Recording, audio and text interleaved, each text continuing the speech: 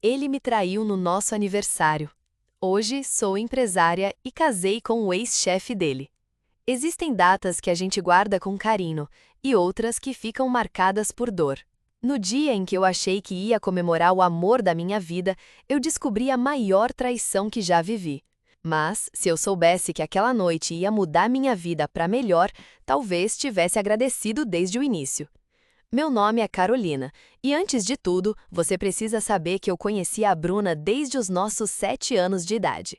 Nós crescemos na mesma rua, dividindo tardes com bonecas, cabanas feitas com lençol e sonhos sussurrados no escuro.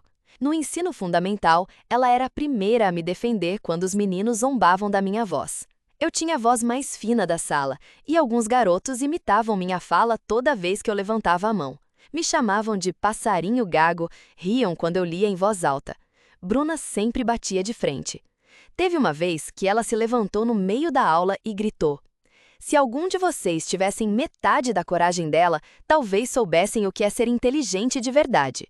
Desde aquele dia, nunca mais riram. No ensino médio, era com ela que eu chorava quando meus pais brigavam. E não eram brigas comuns.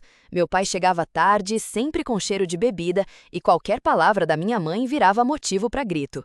Tinha dias em que eu me trancava no quarto com fones de ouvido só para não ouvir os pratos batendo. Bruna sabia. Ela me ligava quando percebia que eu estava mais quieta na escola. Quando via meus olhos inchados, ela não perguntava, ela agia. Me levava para casa dela com um balde de pipoca, 2 cobertores e um filme leve na TV, só para me fazer esquecer um pouco do caos de casa. Estudamos juntas até o 3º colegial. Fizemos planos de fazer faculdade na mesma cidade, de morar juntas, de ser madrinhas uma da outra. Quando perdíamos provas, ríamos juntas. Quando passávamos, comemorávamos como se fosse o prêmio da vida. Ela não era só minha melhor amiga, ela era minha confidente, minha irmã sem laço de sangue. Quando passamos no vestibular, comemoramos como se tivéssemos ganhado na loteria. Fomos morar juntas em um apartamento pequeno perto da universidade. Dividíamos tudo: comida, faxina, contas e até os horários de estudo. Bruna sempre foi boa em exatas e eu melhor com leitura e interpretação.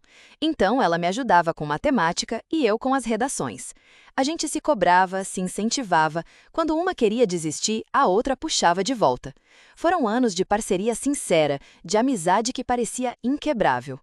E foi justamente através dela que conheci o Matheus. Ele e Bruna participavam de um projeto de extensão da faculdade que prestava consultoria gratuita para pequenos comércios locais. Ele era o responsável pela parte de comunicação e redes sociais e ela cuidava da parte de planejamento financeiro. Um dia fui buscá-la depois de uma reunião e ele veio até o carro para se apresentar. Tinha um sorriso tranquilo, uma barba bem aparada e olhos castanho claros que pareciam ler tudo o que eu pensava. Começamos a conversar com naturalidade, e nas semanas seguintes ele passou a aparecer com mais frequência. Bruna dizia que ele perguntava muito sobre mim e eu fingia que não ligava, mas eu ligava. Nosso primeiro encontro foi em uma feirinha gastronômica perto da faculdade. Ele apareceu com um girassol na mão, dizendo que não sabia meu gosto para flores, mas que achava que eu combinava com aquela. E combinava mesmo. Já no segundo encontro, ele me levou a um mirante escondido que ele costumava visitar sozinho. Disse que queria dividir aquele lugar comigo. A gente ria fácil, tinha conversa que varava a madrugada. 3 meses depois, ele preparou uma surpresa simples, um piquenique no parque onde eu costumava caminhar com minha mãe. No meio do lanche, tirou uma caixinha do bolso com um anel delicado e me pediu em namoro. Disse que nunca havia se sentido tão conectado com alguém. Eu disse sim, sorrindo e chorando ao mesmo tempo. A família dele me recebeu bem, especialmente a irmã mais nova, que dizia que finalmente ele tinha arrumado alguém do bem. Os pais dele eram reservados, mas cordiais. Meus pais ainda estavam juntos, mesmo entre brigas e silêncios cortantes. Ele os conheceu em um raro jantar de paz entre eles. Minha mãe gostou dele de cara. Meu pai, como sempre, foi mais frio, mas não implicou. Foi o suficiente para mim na época. Nosso namoro seguiu firme pelos anos seguintes. A gente dividia os finais de semana entre maratonas de filmes, viagens para cidades vizinhas, encontros com amigos e planos para o futuro. Ele me ajudava com as matérias mais difíceis da faculdade e adorava me assistir escrever. Dizia que meu rosto ficava mais bonito quando eu estava concentrada. Às vezes ele surgia no meio da tarde com um chocolate ou uma flor embrulhada em jornal só porque lembrou de mim. Também brigávamos, claro, às vezes por ciúme, outras por besteiras do cotidiano. Mas sempre voltávamos um pro outro. Ou pelo menos eu achava que voltávamos. No nosso 4º ano juntos, começamos a falar sobre morar juntos oficialmente. Ele dizia que assim que conseguisse um aumento na agência onde trabalhava, começaríamos a procurar um lugar. Foi nesse contexto que veio o nosso 5º aniversário de namoro. Eu estava animada, esperançosa. Achava que aquele dia seria um marco para nossa próxima etapa. Mal sabia eu que seria, mas não da forma que imaginei. Em nosso 5º aniversário de namoro, eu preparei uma surpresa. Um jantar em casa com tudo que ele mais amava. Fiz lasanha de berinjela, o prato preferido do Matheus desde a infância, com direito à sobremesa de brigadeiro de colher. Decorei a mesa com uma toalha bordada que minha mãe me deu. Espalhei velas pela sala, coloquei nossa playlist de início de namoro para tocar baixinho. Durante o dia, ele parecia distante. Não comentou nada sobre a data, e quando perguntei se lembrava de algo especial, ele apenas sorriu com pressa e disse que precisava resolver uma pendência urgente na agência. Saiu sem dar beijo de despedida. Mesmo assim, eu insisti em acreditar que era surpresa. Me arrumei, coloquei o vestido vinho com alça de renda, aquele que ele sempre dizia que me deixava com cara de mulher fatal, e deixei um bilhete na porta escrito: "Entra devagar, tem surpresa te esperando." Apaguei as luzes, acendi as velas, ajeitei meu cabelo no espelho e esperei. 2 horas depois, ele ainda não tinha chegado. Liguei, mandava mensagem e nada. Resolvi ir até a empresa. Queria entender. Foi quando vi a cena. Ele estava dentro do carro, estacionado na rua lateral da empresa, os vidros semiabertos. Matheus estava dando um beijo de novela na Bruna, com uma mão no pescoço e outra onde eu não conseguia ver, mas já imagino. Estavam juntos como se o mundo ao redor tivesse desaparecido. Depois do beijo, os dois riam alto, como adolescentes apaixonados, como se fossem um casal desde sempre. Meu corpo travou. Era como se o tempo tivesse parado e tudo ao meu redor tivesse sido engolido por um vácuo de dor. Minhas pernas tremiam, meu estômago embrulhou. Aquela cena que parecia tirada de um filme barato era real. Eu estava ali, viva, assistindo meu amor beijar minha melhor amiga. Tive um estalo. Peguei meu celular e fotografei. A imagem saiu tremida, mas clara o suficiente para congelar aquele momento no tempo. Para sempre. Ele me viu. Ficou pálido, como se tivesse visto um fantasma. A mão dele ainda estava nela. Bruna arregalou os olhos, soltou um "meu Deus" quase inaudível e abaixou a cabeça como se o peso da vergonha fosse forte demais para sustentar. Naquele instante, não chorei, não gritei. Apenas virei as costas e caminhei, em silêncio. Mas por dentro, algo se despedaçava com um barulho ensurdecedor. Voltei para casa em transe. Apaguei as velas uma a uma. Joguei o jantar inteiro no lixo sem dizer uma palavra. Tirei o vestido, me enfiei na cama e chorei a noite inteira abraçada no travesseiro que ele me deu no nosso primeiro dia dos namorados. E deitada ali, entre soluços e memórias, minha mente fez questão de exibir cada cena como se fosse um filme. O primeiro beijo na chuva, o dia que ele apareceu com uma carta escrita à mão, os domingos preguiçosos no sofá vendo série. Me lembrei de quando Bruna me emprestava o único vestido bonito que tinha para eu sair com ele, ou de quando ela passou a noite em claro me ajudando a preparar uma surpresa para o aniversário dele. Cada lembrança era uma lâmina. Doía pensar que aquilo tudo tinha virado mentira, que os dois, que mais me conheciam e eu amava no mundo, escolheram mentir para mim com tanta naturalidade. Era uma dor que queimava no peito, um vazio que nenhum choro dava conta de preencher. Nos dias seguintes, Matheus não parava de mandar mensagens, de ligar, de aparecer na porta da casa onde um dia foi nosso ninho de amor. Mandava áudios chorando, dizia que foi um erro momentâneo, que não significava nada, que ele estava confuso. Um dia chegou com flores, outro com uma carta escrita à mão. Em todas as tentativas, a mesma mentira reciclada, que me amava, que estava arrependido, que queria uma segunda chance. Bruna também tentou se justificar. Me mandou uma mensagem enorme dizendo que não planejou nada, que aconteceu. Disse que estava passando por uma fase difícil, que achou que eu estava muito distante. Tive nojo. A menina que jurou ser minha irmã virou uma estranha. Foi nesse cenário que decidi sair de casa com 2 malas e um coração partido. A casa da minha tia Lourdes, irmã da minha mãe, virou meu porto seguro. Ela sempre foi minha confidente, daquelas tias que escutam sem julgar. Me recebeu de braços abertos, preparou meu prato favorito no dia em que cheguei e deixou o quarto dela para mim. Pela primeira vez em muito tempo, me senti acolhida. Comecei do zero, com dor, mas também com uma força que eu nem sabia que tinha. A primeira coisa que fiz foi cuidar de mim. Cortei o cabelo bem curto, como sempre tive vontade, mas nunca coragem. Comecei a caminhar todos os dias no parque perto da casa da tia Lourdes e logo entrei na academia. Queria colocar para fora, no suor, toda a dor que me engasgava. Voltei a focar na faculdade com mais garra do que nunca. Passava horas na biblioteca, fazia anotações como se minha vida dependesse daquilo. A dor se transformou em foco. A raiva virou disciplina.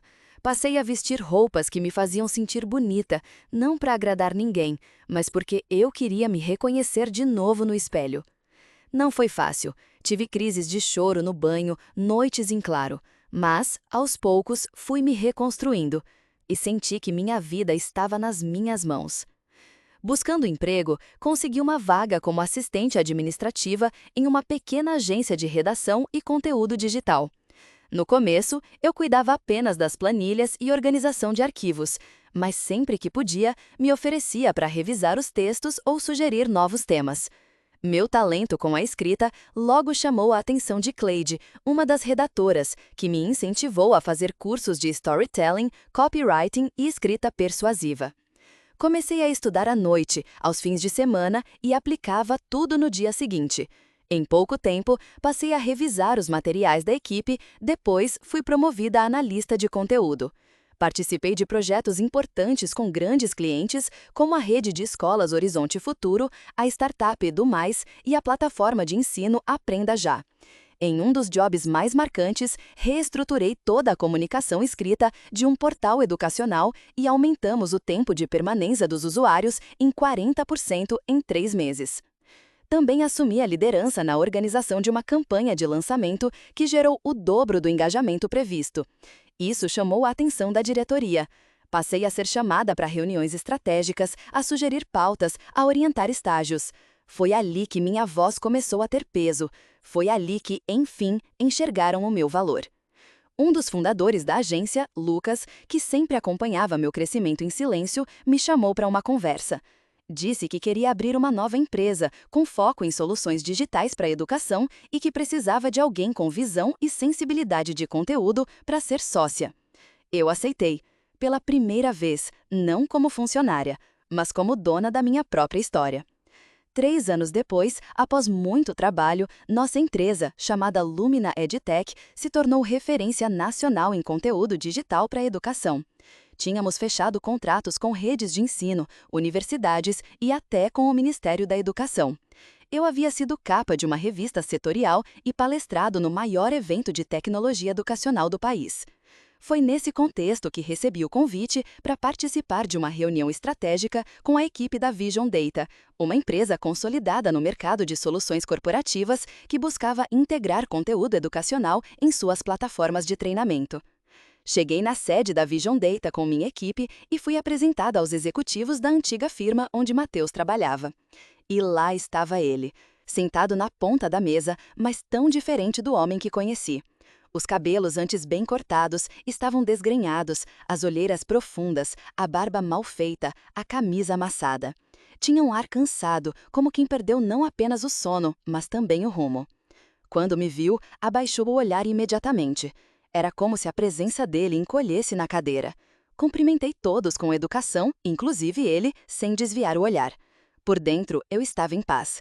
Pela primeira vez, quem tremia era ele. Ao fim da reunião, um dos diretores, Roberto, se aproximou e disse: "Você é diferente, tem algo na sua postura que eu admiro." Era o ex-chefe do Matheus. Começamos a conversar. Descobri que Matheus havia sido demitido da antiga empresa anos atrás, após uma série de advertências por comportamento inadequado, atrasos recorrentes, crises de estresse com colegas e até mesmo reuniões importantes em que ele chegava com cheiro de álcool. A direção tentou dar chances, mas ele parecia estar em espiral. Na reunião da Vision Data, ele não estava ali como funcionário da casa. Descobri depois que ele havia sido contratado como consultor externo por uma agência terceirizada. Não tinha poder de decisão, não conduzia nada, estava ali como um figurante da própria queda. E eu era a convidada de honra. Depois daquela reunião, Roberto me chamou para um happy hour com a equipe da Vision Data e ali conversamos por horas sobre educação, comunicação, impacto social e transformação digital. Ele não tinha pressa, não interrompia, me ouvia com atenção, fazia perguntas sinceras e quando eu falava, ele olhava como se cada palavra minha tivesse valor. Pouco tempo depois, ele me indicou para participar da reformulação de uma plataforma de EAD voltada para capacitação de professores em zonas rurais. O projeto foi um sucesso e rendeu à Lumina um contrato de 18 meses com alcance nacional. Depois disso, vieram outros convites, mentorias, palestras, consultorias com grandes universidades e ONGs educacionais. Ele me respeitava, me ouvia, me valorizava. Sempre dizia que meu dom com palavras era o que dava alma aos projetos. Saíamos para conversar depois das reuniões, ele passou a ir até a minha casa com livros que achava que eu ia gostar e passávamos horas falando sobre carreira, passado, dores e planos. Nunca forçou nada, foi deixando o espaço dele ali ao meu lado e eu fui ocupando sem medo.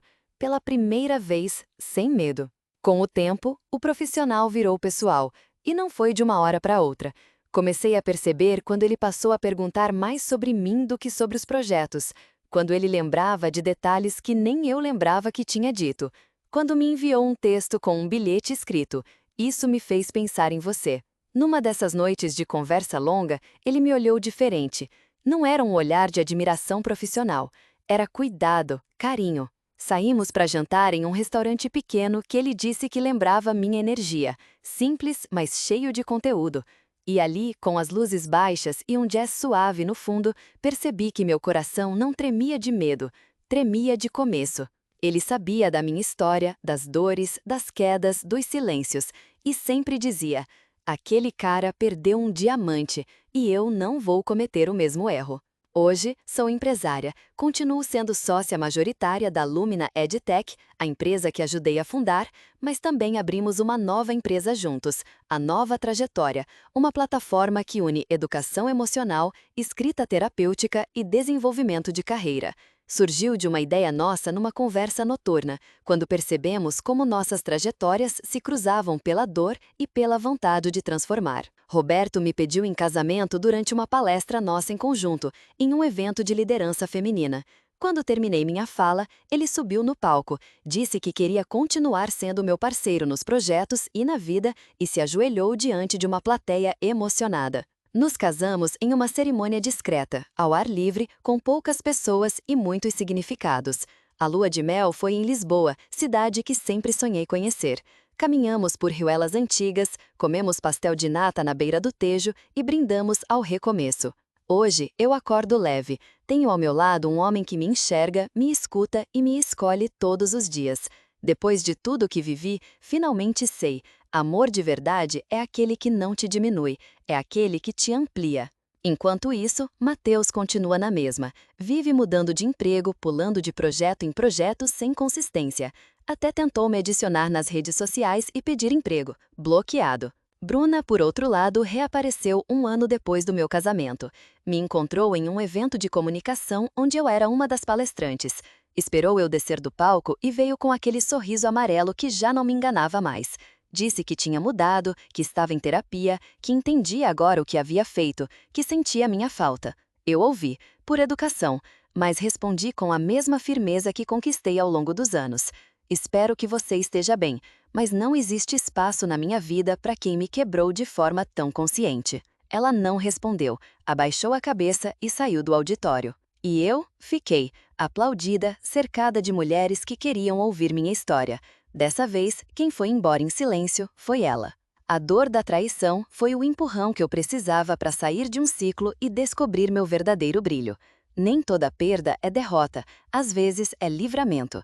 E o universo se encarrega de mostrar quem era quem. Hoje, eu agradeço por aquele jantar que nunca aconteceu. Foi o fim de um amor, mas o início de mim.